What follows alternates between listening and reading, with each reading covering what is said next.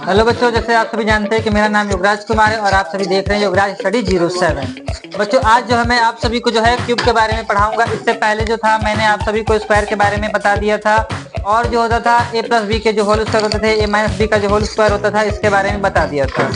और उसके बाद जो है मैंने आप सभी को बताया था कि a माइनस बी का a प्लस बी का होल क्यूब क्या होता है और a माइनस बी का होल क्यूब क्या होता है। और आज जो है मैं आप सभी को जो है क्यूब के बारे में बताऊंगा, यानी कि घन क्या होता है।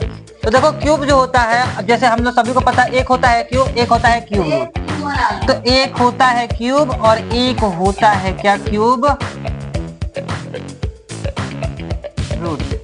क्यूब को कहते हैं हिंदी में घन, और क्यूब रूट को कहते हैं घनमूल। घनमूल, घन क्या होता है और घनमूल क्या होता है, तो हमें जो है अभी इसके बारे में जानना नहीं है कि ये क्या होता है। हमें अभी सबसे पहले जानना है कि क्यूब क्या होता है। तो क्यूब का मतलब क्या होता है कि कोई भी नंबर हो, जैसे भाई से मान लीजिए कि 2 है, तो 2 जो है, तो जैसे घन का मतलब क्या होता है कि कोई भी नंबर जिसका पावर क्या होना चाहिए, 3 होना चाहिए। ठीक, तो 2 का अगर पावर हम 3 करते हैं तो वो कहलाएगा 2 का क्यूब, यानी कि 2 के घन, यानी कि 2 के पावर 3। अब 2 के पावर 3 का मतलब क्या हो जाएगा, 2 मल्टीप्लाई 2 मल्टीप्लाई 2। जैसे कि मैंने आप सभी को पहले बताया था स्क्वायर वाले में कि 2 के पावर अगर 2 लिखता था, जैसे यहाँ पर लिख देते हैं कि 2 के पावर 2 है, तो पावर का मतलब होता है कि उसको 2 बार लिखें। तो 2 मल्टीप्लाई 2 हम लिख कर लिखते थे और कर देते थे गुणा, तो हो जाता था 4। सेम उसी तरह क्या है, हमारा क्यूब भी है।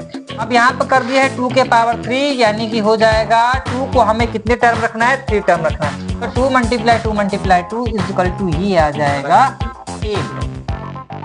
तो 2 का जो क्यूब आता है वो हो गया हमारा 8। अगर बाई द वे हम ले ले जैसे 3, तो 3 का जो क्यूब आता है, सेम प्रोसेस वही है, हम क्या कर देंगे, 3 मल्टीप्लाई 3 मल्टीप्लाई 3, यानी कि 3 के पावर 3 का मतलब कि 3 को हम 3 टाइम लिखकर आपस में मल्टीप्लाई कर दें। तो 3 3 जा 9 और 9 3 जा आ जाएगा हमारा 27। अब जैसे हमारा 4 आ गया, तो 4 का क्यूब का मतलब आ जाएगा हमारा कितना, 4 multiply 4 multiply 4 is equal to कितना हो जाएगा, 4 4 जा 16 या 16 4 जा आ जाता है हमारा 64। तो 4 का जो क्यूब आ जाएगा वो हो जाएगा हमारा 64। अब जैसे सपोज मान लीजिए कि हमारे पास 5 है, 5 का क्यूब का मतलब आ जाएगा 5 multiply 5 multiply 5 is equal to 5 5 जा 25 25 5 जा ये आ जाएगा 125। तो 5 का जो क्यूब आता है वो हमारा होता है 125।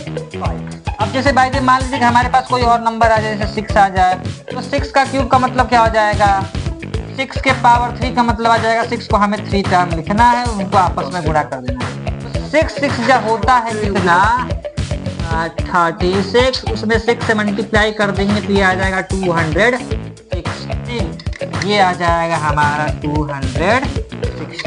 तो 6 का जो क्यूब है वो आ गया हमारा 216। अगर हम चाहे क्यूब निकालने के दूसरे तरीकों को, तो दूसरे तरीका जो होता है हमारा, जैसे बाय द वे था ये 2 का क्यूब। 2 का क्यूब का मतलब अब देख लीजिए, 2 का क्यूब जो है इसको हम चाहे तो a माइनस बी या तो a प्लस बी के होल क्यूब पर भी क्या कर सकते हैं, तोड़ सकते हैं। पर हमें तो उस तरह करना नहीं, हम चाहे तो इसको क्या रख सकते हैं, 2 का स्क्वायर मल्टीप्लाई 2 लिख देंगे, तब भी क्या कहलाएगा, और 2 के पावर 3 कहलाएगा, यानी कि 2 का क्यूब कहलाएगा। अब 2 के पावर 2 का मतलब ये आ जाएगा 4 मल्टीप्लाई इस वाले 2 को यहाँ पर रख देंगे, इन दोनों को जब आपस में गुणा करेंगे तो 1 हो जाएगा। अब जैसे ये था, सेम प्रोसेस वही है, बस अंतर क्या है कि वहां पर हम लोगों जो है उन सभी को रख दिए थे और यहाँ पर जो है एक एक करके रखे थे। ठीक, अब जैसे भाई से मान लीजिए कि हमारे पास जैसे 2 का स्क्वायर निकालना था, तो हम क्या कर सकते हैं, इस 2 का जो स्क्वायर है हम a माइनस बी के होल स्क्वायर पर निकाल देते हैं। 2 का जो क्यूब है इसको हमें निकालना है किस पर, a माइनस बी के होल क्यूब। इसको निकालने के लिए हमें क्या करना पड़ेगा, a माइनस बी का जो होल क्यूब का जो फॉर्मूला होता है, a का क्यूब माइनस b का क्यूब माइनस 3 स्क्वायर b और प्लस 3ab का स्क्वायर। हम क्या कर ले, 2 को ऐसे रूपों में तोड़े कि जो a माइनस बी के पर आ जाए। तो जैसे भाई जी मान लीजिए कि यदि हम 5 में से क्या करते हैं 3 को माइनस कर लेते हैं तो ये आ जाता है हमारा 3। यदि 5 में से 3 को माइनस कर देंगे तो आ जाएगा 2। क्या कर ले हम पहले लिखेंगे 5 का क्यूब माइनस 3 का क्यूब माइनस 3 मल्टीप्लाई ए का स्क्वायर, यानी कि ए हमारा कौन सा था 5 था, तो ये आ जाएगा 5 का स्क्वायर मल्टीप्लाई बी कौन सा था 3, तो यहाँ पर रख लेंगे 3 और बचा हुआ जो नंबर ये वाला जो है हम लिख देते हैं नीचे की तरफ। तो ये आ जाएगा 3 मल्टीप्लाई ए जो हमारा 5 तो था तो उसको 5 को लिख देंगे और बी का स्क्वायर जो था हमारा 3 है तो हम क्या कर लेंगे 3 का स्क्वायर कर देंगे।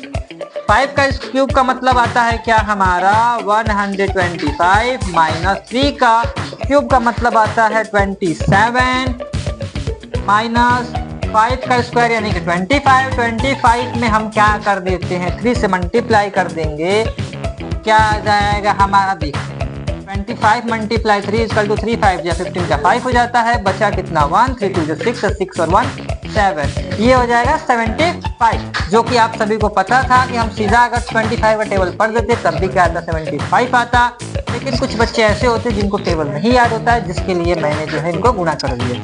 अब हमें 75 का टेबल पढ़ना है, फिर कितनी बार इस 3 के टाइम, यानी कि इस 3 से हमें क्या करना है 75 मल्टीप्लाई कर देना है, तो ये आ जाएगा तुम्हारा 5 3 5 या 15 का 5, बच्चा कितना 1 और 3 7 या 21 और 21 ये आ जाएगा 22, तो ये आ जाएगा 225।